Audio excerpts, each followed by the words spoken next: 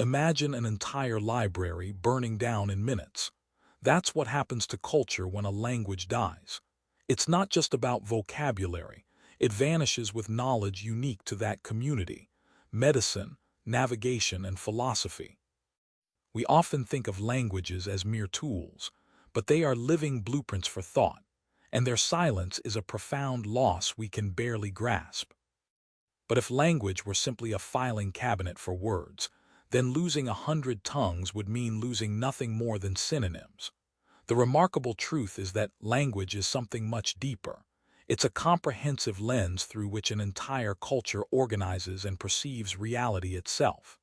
It dictates what is important enough to remember, how time should be tracked, and even the fundamental rules of being human.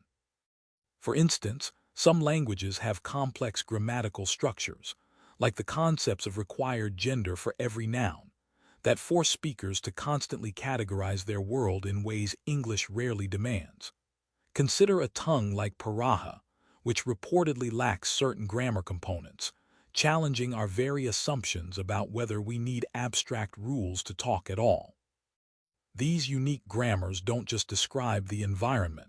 They actively structure thought, leading its speakers down particular cognitive pathways. When those paths are lost with the passing of the last fluent speaker, it's not only vocabulary that vanishes, but an entire way of seeing the world takes us with it. Rarely one single enemy. Usually, it's a slow, creeping collective impact. We call this disruption the erosion of intergenerational transmission, the crucial moment when parents can no longer speak the language to their children. Globalization amplifies this pressure through economic migration. Young families might move from Kerala, India, to Dubai or London, where English and Arabic become necessary daily tools for survival, leaving their native tongue confined only to the quiet sanctity of home. Furthermore, modern educational systems overwhelmingly favor powerful lingua francas. A child in a village that speaks Swahili and Kikuyu often learns mathematics and history primarily through a medium like French, effectively prioritizing economic mobility over cultural continuity. The result is tragic. Families are forced into an impossible choice between professional assimilation and linguistic preservation. It's not that the language isn't valued. It's that survival demands fluency in other tongues first.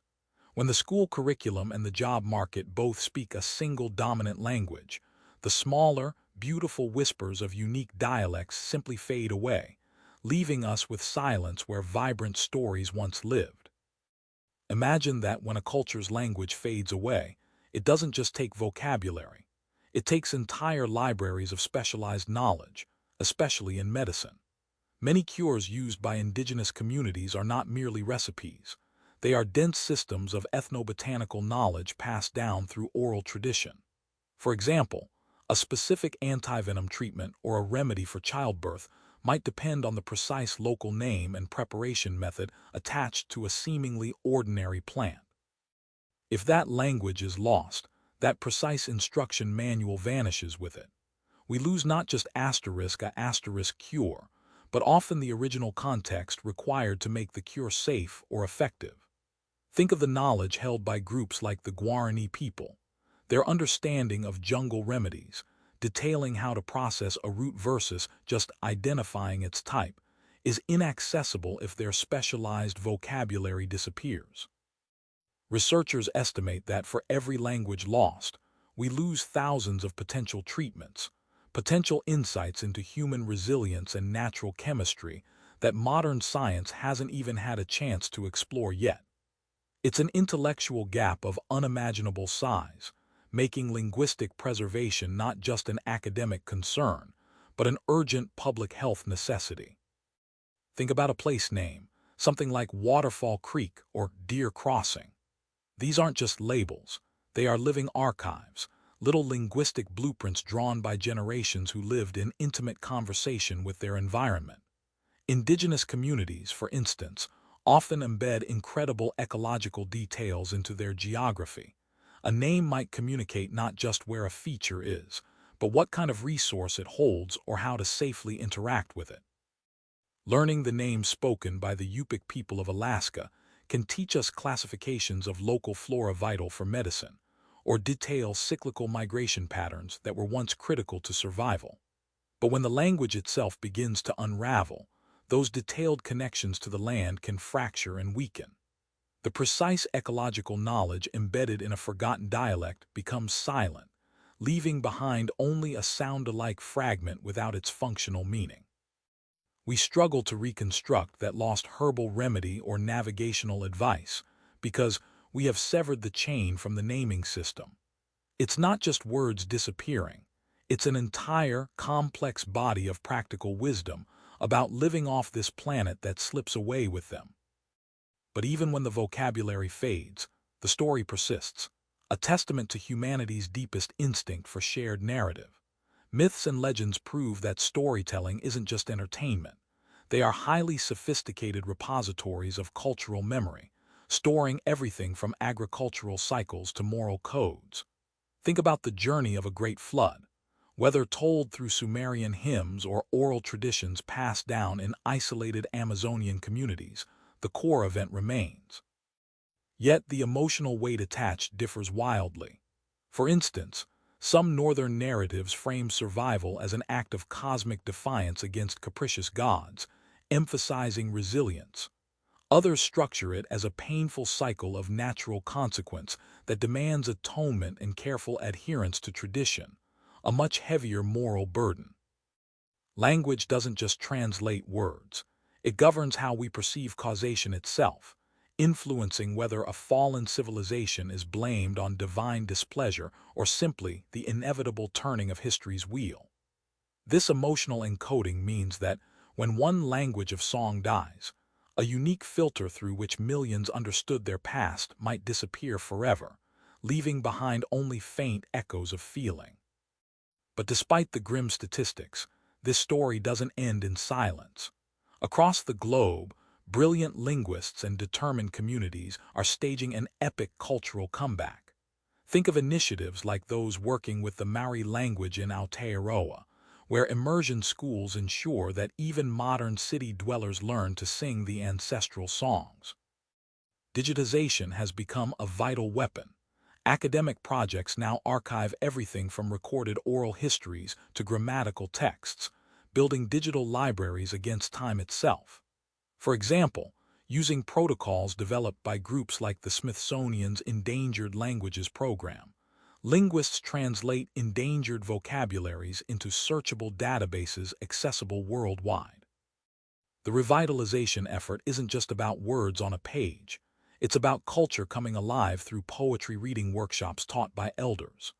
These programs reconnect younger generations, transforming language learning from an academic exercise into a palpable family tradition. It is painstaking work, hundreds of hours logged transcribing the last known speaker to teach basic counting. But every single effort proves that these voices refuse to fade away. And with human resilience at the center, the story of loss can indeed become a powerful song of survival. It's easy to assume that in this age of ChatGPT and powerful neural networks, we are days away from a perfect translation machine, one that can simply speak any language fluently. But even the most advanced AI remains fundamentally limited because it does not live in a culture. It only processes data about them. It can map words. It knows that saudade is related to longing, but it cannot replicate the specific Portuguese ache and nostalgia woven into that one word, an emotion so uniquely tied to Brazilian history. This gap between syntax and soul is massive. A machine translator might perfectly translate a grammatical structure from Mandarin to English, but if the original phrasing relies on a regional idiom or a historical context understood only by island dwellers in the Caribbean, the AI simply blanks, unable to connect the dots. Human language thrives not just on vocabulary, but on shared memory and mutual understanding, the kind of lived experience that cannot be loaded into an algorithm by even the best linguists. So while technology gives us incredible power, It still requires a human mind with roots in the culture to truly interpret what is said. But deep beneath the surface of every unique grammatical structure, every distinct phoneme, there is an astonishing consistency that seems to defy extinction. Whether you are tracing the intricate vocabulary of a dying Ainu dialect in Japan or examining the melodic grammar of a Khoisan language in southern Africa, the human heart continues speaking its fundamental truths. It speaks of profound love, the dedication parents show their young, modeled perhaps by the Navajo phrase nilchi, rather than an English equivalent, yet equally unmistakable. It whispers through shared grief. The ritualistic mourning observed across Samoa during coronations mirrors deep emotional responses witnessed in communities struggling to maintain identity following colonial disruption. Survival remains a core thread, visible from early warning calls coded into pre-agricultural speech patterns to whispered instructions for managing modern crisis. What this breathtaking study of language death actually illuminates is not merely loss, but the remarkable tenacity of the human spirit itself. Though we may lose the specific words used to describe sorrow or joy, the fundamental asterisk capacity asterisk to feel them, that aching warmth and that bitter ache, is something utterly universal and indestructible. Saving a language is more than a historical curiosity. It's an act of planetary conservation. It means preserving unique ways of seeing the intricate relationship between humanity and Earth. So next time you hear a dialect or learn a new phrase, remember, each sound is a portal to millennia of human thought, a treasure worth fighting to keep alive.